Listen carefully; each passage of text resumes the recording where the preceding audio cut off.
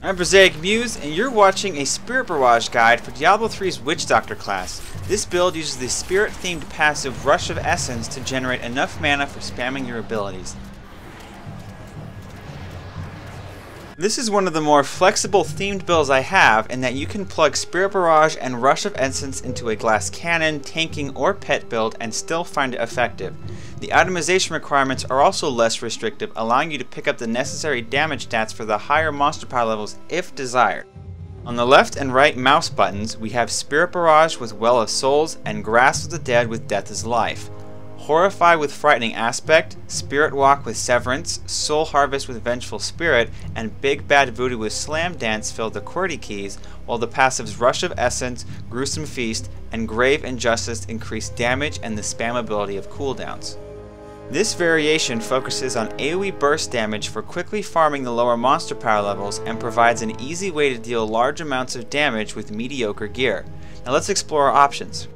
Frightening Aspect is a surprisingly long defensive buff. Where most runes provide a 3-second boost, this doubles your armor for a full 8 seconds with an AoE fear to boot. With the passive Grave Injustice, it's possible to extend that duration with consecutive casts provided you can kill more than 8 monsters while it's active.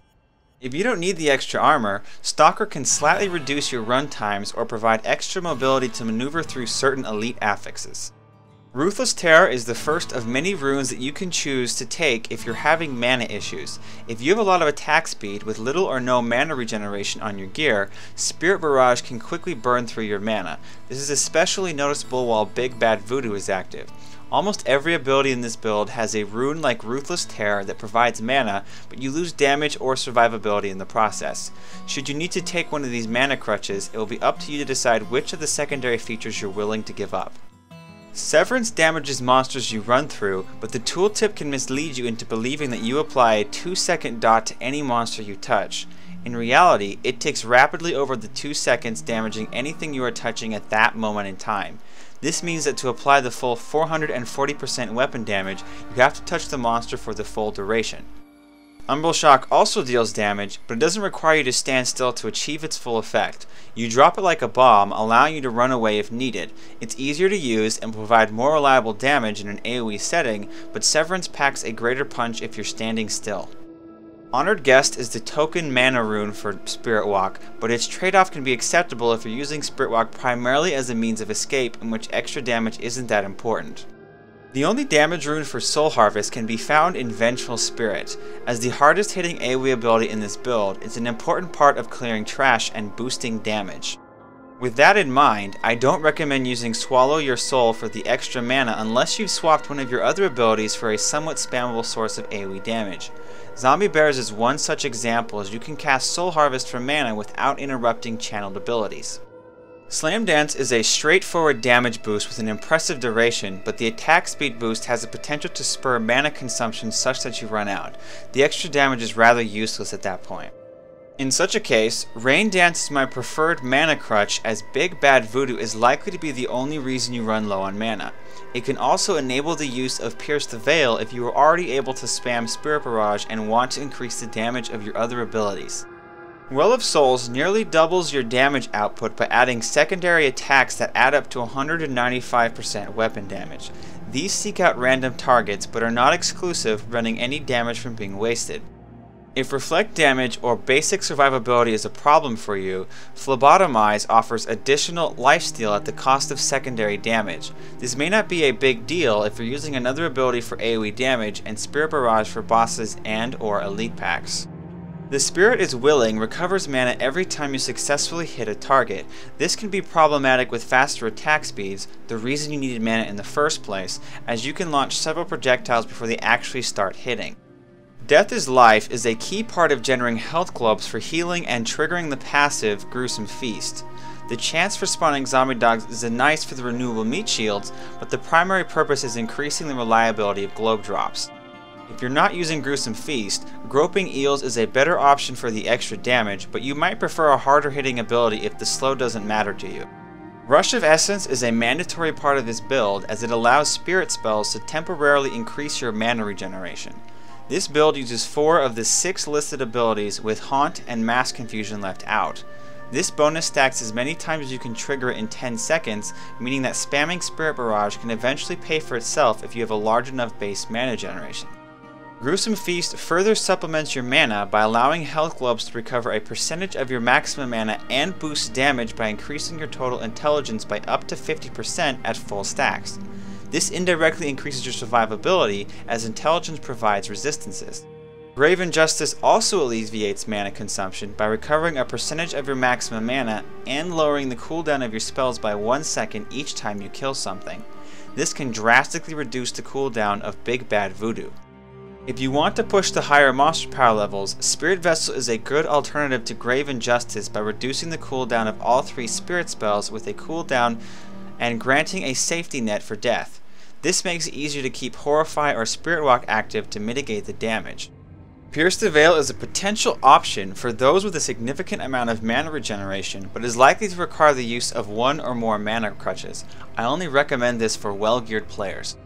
Ultimately, your goal is to achieve the right balance of damage and mana sources for uninterrupted use of Spirit Barrage. Once reached, you can focus on the mechanics of this build. Horrify can save your life in a pinch, but you don't always want monsters running away from you. This can make it difficult to hit them with your AoE abilities. For this reason, sometimes it's ideal to cast Horrify for the armor boost before entering swinging range to protect yourself while throwing down Soul Harvest for full stacks.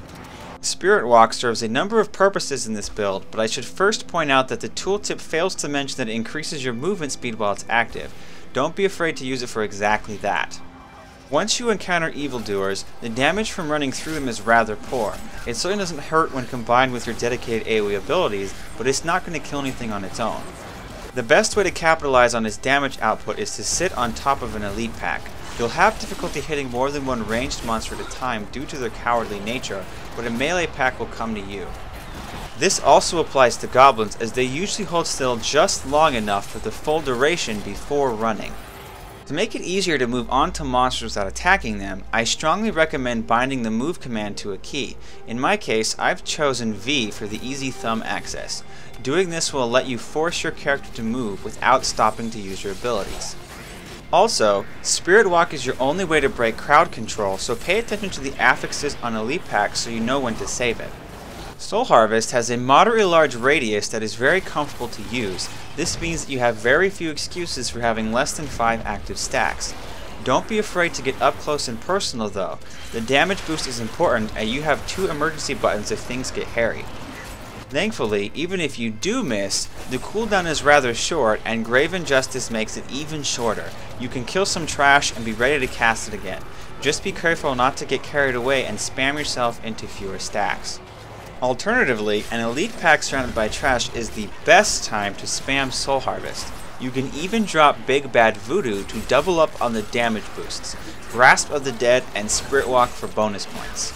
Big Bad Voodoo has a radius that is almost too large when playing by yourself, but it provides plenty of wiggle room for dancing around the more dangerous affixes.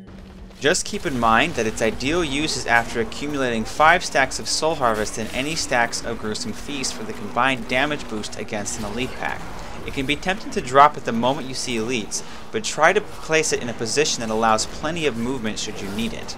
Spirit Barrage has an interesting mechanic that causes the secondary attacks to launch on a short timed release. A faster attack rate will shorten this delay, but there will always be a few that continue to trickle out after you stop attacking. You can take advantage of this by stutter stepping in between casts when you need to move.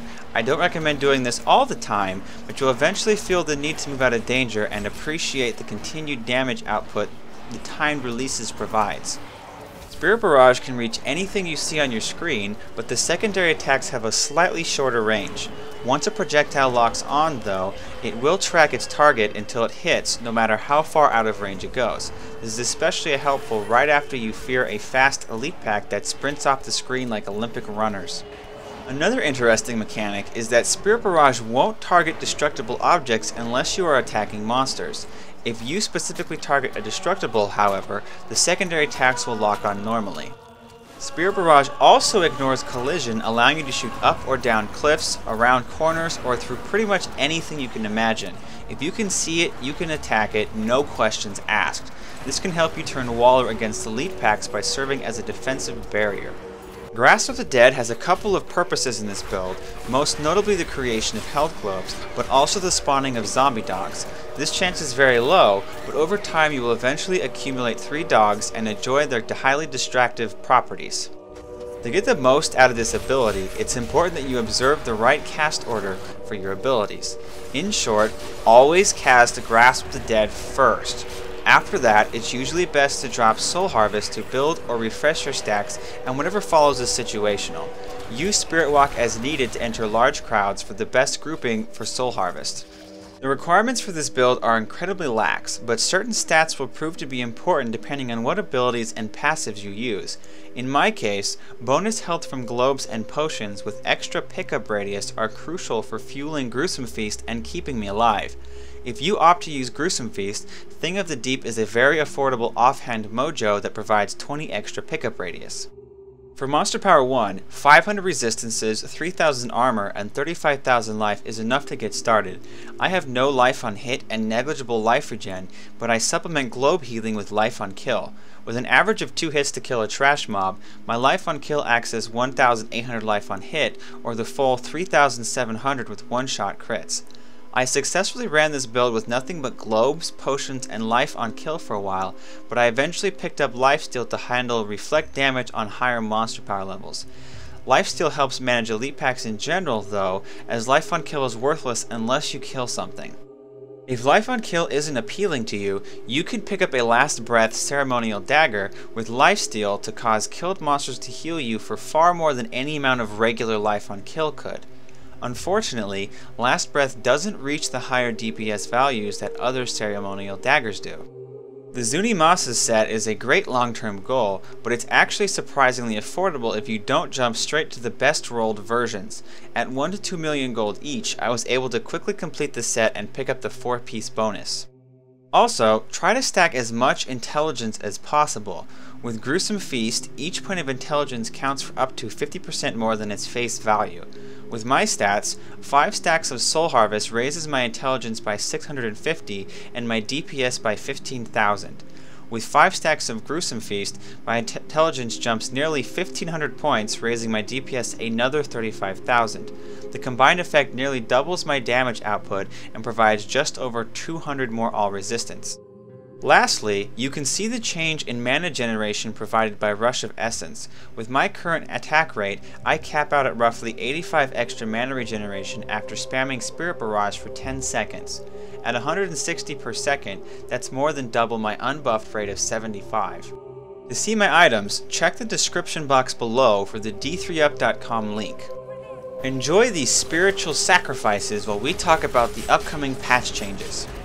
At present, the secondary attacks of Spirit Barrage can't hit your primary target unless you build up delayed attacks attacking something else, and then switch over while those previously stored attacks are released. Your abilities can't be stammed without Trash to Kill, leaving Spirit Barrage as your primary damage source against most bosses.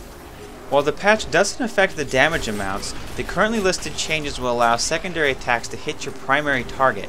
This will nearly double the damage output of Spirit Barrage against isolated targets and make Well of Souls the best rune for dealing damage. Even with this change, however, the cooldown dependent version of this build will still have troubles in the later monster power levels for the simple fact that you must kill things to reduce your cooldowns to then kill things. The longer it takes for you to kill trash mobs, the more likely you are to have Horrify or Spirit Walk on cooldown, leaving you open to lots of pain.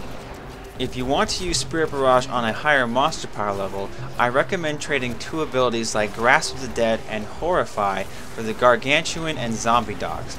Then drop the passive Grave Injustice in favor of Spirit Vessel or any other passive that buffs your pets or increases your survivability.